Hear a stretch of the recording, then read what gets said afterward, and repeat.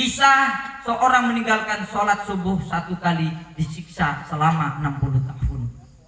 Ini umat Nabi Musa. Tapi kita umat Rasulullah SAW, yang artinya jadilah kebanggaan umatnya Kanjeng Nabi. Kalau tidak bisa, jangan membuat Kanjeng Nabi sedih dengan tolak maksiat kita.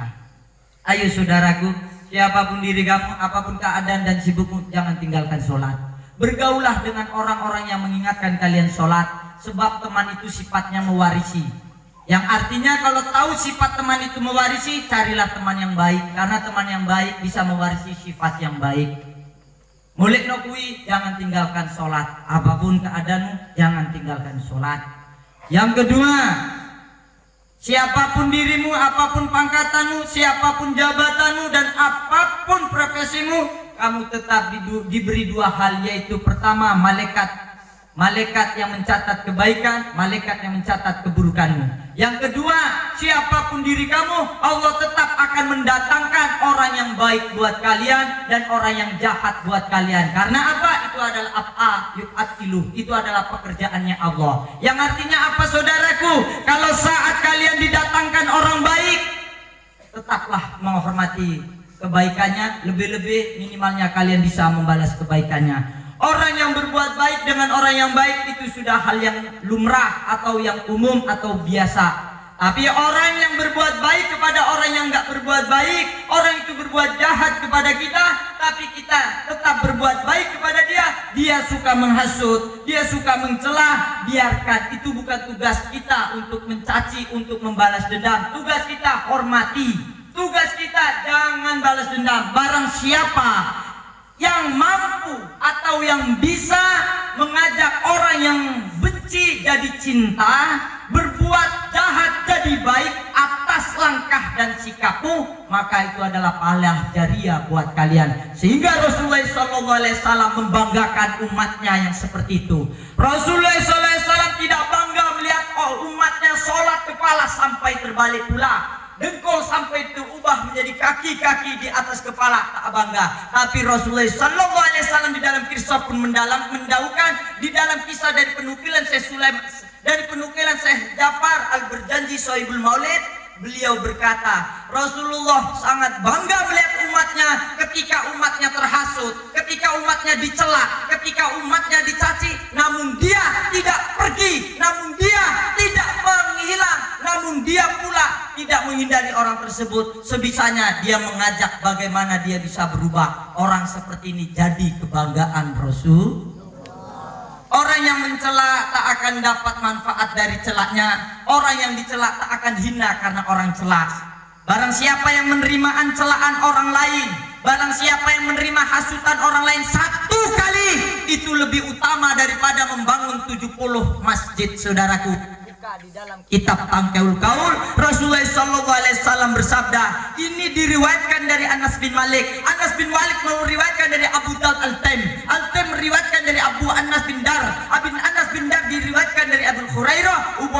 Abu Hurairah pun diriwayatkan langsung dijabarkan dengan Sayyid Ma'lah. Sayyid Ma'lah dijabarkan dari Sayyid Al-Waliki Mekah. Sayyid Maliki Al-Mekah diriwayatkan dari Habib Umar Al-Hafidh, dan saya mendengar Habib Umar Al-Hafidh menceritakan kisah hadis ini sehingga saya hafalkan sanad-sanadnya, yang berbunyi, barang siapa yang menerima celaan saudaranya, menerima hujatan tetangganya 1 kali, itu pahala jariahmu seumur hidup. Itu lebih utama daripada kalian membangun 70 masjid, saudaraku. Dan barang siapa yang menyakiti saudaranya, barang siapa yang mencela tetangganya sekali saja, itu lebih buruk daripada menghancurkan 70 Ka'bah, saudaraku. Siapapun kalian, semasa kalian hidup, kalau kalian ahli ibadah, sudah cukup kalian tergolong orang-orang munafik kalau menyakitkan saudaranya. Allah yang maha pengampun lagi maha penyayang. Siapa yang bertobat kepadaku, aku ampuni. Sekalipun saya dan sampean berbuat dosa yang paling besar di dunia ini, andai kata saya membakar kitabnya Allah, andai kata saya membakar Ka'bah, itu dosa sangat besar. Tapi ketika saya minta ampun kepada Allah, Allah ampuni karena Allah maha penerima tobat. Tapi sekalipun kalian sujud 40 tahun di dalam Ka'bah atau atau di Ka'bah. Ini saya ambil penukilan dari Habib Umar Al-Hafidh. Sekalipun kalian sujud di depan Ka'bah selama puluhan tahun dan tobat kepada Allah sebelum kalian minta maaf kepada orang yang kalian sakiti, tidak ada tobat buat kalian, saudaraku. Maka dari itu, renungkan siapa yang pernah kita sakiti, siapa orang yang pernah kita hasut. Kalau orangnya masih hidup, mintalah maaf, jangan malu nak, jangan malu nak. Minta maaf itu bukan hal yang hina, tapi mulia. Renungkan siapa yang pernah kita sakiti, jangan malu nak, minta maaf. Sudah wafat kiai orangnya, katakan kepada keluarganya, saudaranya, kalau saya dulu pernah menyakiti. Nggak tahu kiai saudaranya, kabarkan kepada kerabatnya, telepon, boleh, hukumnya sah, otak sah. Jangan pernah menyakiti orang. Sababianya sekalipun kalian mengamalkan sholawat 10.000 kali dalam sehari, sekalipun kalian menghatamkan dalail 5 kali dalam sehari, guru sekumpul diriwayatkan menghatamkan dalail itu sehari cuma 2 kali. Nek misal awak saya dan sampean mampu mengamalkan dalail 5 kali sehari, kalau sampean masih menyakiti saudaramu, Rasulullah tak akan pernah kunjung, Rasulullah tak akan pernah berdatang kepada kau. Karena apa? Aku tak akan pernah datang selama ripakmu, matamu masih merendahkan orang lain. Ayolah saudaraku, belajarlah kasih sayang, belajarlah jangan membenci orang. Selama hatimu mempunyai rasa benci kepada orang, ibadahmu, sholatmu, sedekahmu, itu hanyalah tingkah lakumu, tapi pahalanya diberikan kepada orang yang kamu benci, saudaraku. Perlu kalian perhatikan di hatimu, bagaimana cara menghilangkan sifat rasa benci di hati, Kiai? Menurut ilmu tasawuf yang diriwayatkan dari Syekh Imam Ghazali radhiyallahu anhu, saat kalian merasakan sifat benci kepada tetangga, kepada seorang, pejamkan matamu nak, hayati, hadirkan orang yang kamu benci, dan hadirkan hati apa yang kamu bencikan. Baru kamu fatihahkan, doakan orang yang kamu benci menjadi baik. Dari seperti itu, hatimu akan damai, hatimu akan bersih. Orang seperti ini adalah orang yang berakhlak. Syekh Abdul Qadir Jalani Daud, aku lebih menghormati orang yang berakhlak daripada orang yang mempunyai ilmu tinggi. Karena setan lebih tinggi ilmunya daripada manusia. Sedangkan akhlak hanya para nabi yang dimiliki. Jangan menyakiti orang, sekalipun kalian disakiti, terima nak. Orang yang disakiti akan kuat hatinya kalau menerima. Saat kalian merasa benar, jangan pula juga menyakiti orang yang salah. Belajarlah sifat dermawan. Orang seperti ini sangat dirindukan Sayyidatina Fatimah bagi kaum wanita, dan umumnya akan dirindukan kepada Rasulullah SAW. Sayangi saudaramu, jangan saling mencela, jangan saling mencaci. Dia mencaci kami, terima, bukan tugas kita untuk mencela. Kalau ada majelis zikir, salinglah dukung, jangan saling membandingkan. Barang siapa yang membandingkan suatu majelis di sana dengan di sini, dia lebih busuk dirinya, derajatnya daripada seekor bangkai anjing, saudaraku. Maka dari itu, berbagilah kasih sayang. Barang siapa yang bersedekah kepada tetangganya, ditangkai dijelaskan di halaman 222 sampai 229, dijelaskan kisah tentang masalah sedekah, memberi makan. Barang siapa tahu saudaranya kelaparan lalu diberi makan, ini lebih utama daripada melakukan haji 72 kali, daripada membangun Ka'bah 70 kali, saudaraku.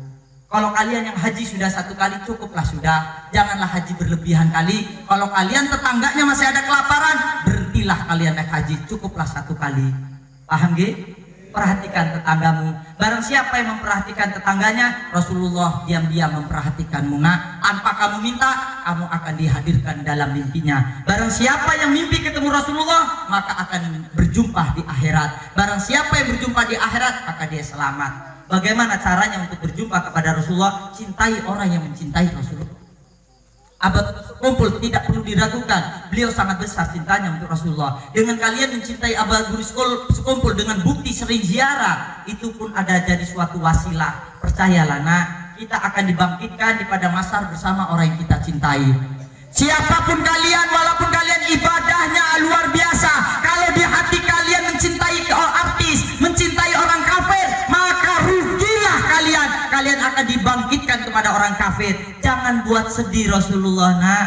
Kamu umat Islam, saya umat Islam, kalian ahlus sunnah wal jamaah, kita ahlus sunnah wal jamaah, sering bersolawat, sering berzikir, tapi di hati kita mengidolakan artis, di hati kita mengidolakan pemain-pemain bola. Tidak dilarang, tapi kalian rugi lagi karena Rasulullah Daud diriwayatkan oleh As-Suyud dan Imam Malik dan Ibnu Hajar Asqalani, dan diriwayatkan dari Ibnu Malik, As-Suyud dan Anas bin Malik. Itu banyak riwayat hadis mengatakan Allah akan mengumpulkan orang-orang yang sesuai dalam hatinya. Dan ada yang di hadis mengatakan, bagaimana kalian bisa dikumpulkan dengan orang-orang yang soleh kalau di hatinya tidak mencintai?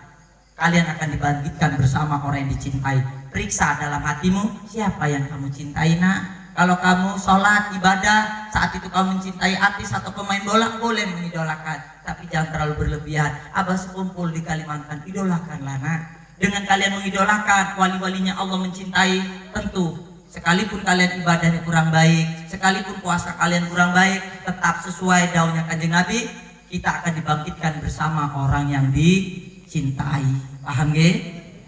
Yang nomor 3, jangan lepas dari sodakona. Walaupun kita masih susah, jangan lupa sedekah. Setiap hari sedekah. Nggak bisa kiai, jangan nunggu sekaya sedekah tiap hari. Nah, kalau nggak bisa, jangan sampai jangan lewat hari Jumat. Sahabat saya Imam Ghazali dawuh, Allah menciptakan langit dan bumi selama 7 hari. Barang siapa yang hartanya tidak disedekahkan dalam 7 hari atau hari Jumat, barang siapa yang hartanya tidak diinfakkan, maka Allah akan memberi teguran 10 penyakit, 10 masalah. Maka rumah tangga itu akan sakut baut. Rumah tangga itu sepenuh dengan penyakit, penuh dengan musibah. Mulai nakuina, sedekahlah setiap hari. Tidak bisa kiai hari Jumat. Harta barokah enggaknya kalian mau tahu? Lihatlah di hari Jumat seberapa besar dermawanmu. Kalau kalian paksakan diri untuk sedekah di hari Jumat atau tiap hari, maka tentu hartamu barokah. Jangan mendahulukan ikhlas, dahulukan dulu amal, maka kalian akan bisa ikhlas. Barang siapa yang mendahulukan ikhlas, sulit untuk beramal. Tapi barang siapa yang mendahulukan amal, lalu tuntutlah dirimu untuk ikhlas. Orang seperti ini akan dikasih sayang Allah. Sedekahlah, karena sedekah akan menghindari 1000 balak. Ojo pelit, nak. Kalau kalian punya hutang 10 juta, ada duit 500.000 yang tak cukup untuk dibayar hutang, sedekahkan 500.000 ini kepada siapa yang dibutuhkan. Gak usah pola pilih, sayangi tetanggamu. Orang seperti ini insya Allah selamat. Paham? Istiqomahkan nggih? Jangan menghasut, jangan membenci orang. Kalau caranya menghilangkan kebencian, pejamkan matamu, hadirkan orang yang kamu benci, terus fatihahkan, minimalnya doakan yang baik. Orang seperti ini hatinya damai. Selama kalian ibadah di hatimu masih ada sifat benci, Rasulullah tak ada pada dirimu, nak. Rasulullah tak akan pernah hadir dalam tidurmu, nak. Ayolah bersama-sama masyarakat Kalimantan Selatan umumnya, mari siapapun orang Islam dia saudaraku, meskipun dia menyakiti kita. Jangan menyakiti orang Islam. Sekalipun dia orang kafir, sayangi tetanggamu. Paham nggih? Yang terakhir saya himbaukan, saya mengarahkan, kalau orang baik tidak terjun kepada arah-arahan politik, maka orang jahat yang akan berkuasa. Di tempat saya banyak dikunjungi politik, tapi saya anti dengan politik. Saya itu menghormati. Tapi di sini saya tidak menceritakan tentang politik. Yang terakhir saya arahkan, siapapun pilihanmu, nak. Siapapun pilihanmu, yang milih A, yang pilih B, tidak perlu kalian menjelek-jelekkan suatu pemimpin. Kalian memilih nomor 1, silakan, tak perlu menjelekkan nomor 2. Kalian memilih nomor 2, tak perlu menjelekkan nomor 1. Yang perlu kalian ingat, barang siapa yang menjelekkan suatu pemimpin Islam, barang siapa yang menjelekkan suatu pemimpin dan dia masih bergelar Islam, maka dosanya sebanyak pendukungnya. Bukankah kalian tahu nomor 1 dan 2 ini pasti punya dukungan jutaan umat? Berarti dosa kalian jutaan umat kalian, nak. Kalau kalian tak suka nomor 1, janganlah mencela. Kalau kalian suka nomor 2, jangan mencela nomor 1. Apapun pilihanmu, tetaplah persaudaraan. Pesan saya, siapapun pemimpinmu, dia agama Islam yang penting. Kalau agama Islam kedua-duanya, jangan saling mencela. Barang siapa yang mencela di suatu pemimpin salah satunya, maka dosanya sebanyak rambut dari pendukungnya itu. Antara nomor 1 dan 2 ini pendukungannya pasti jutaan umat, yang artinya dosa kalian sebanyak rambut itu, nak. Maka banyaklah siap. Orang yang banyak dosa pasti banyak siap.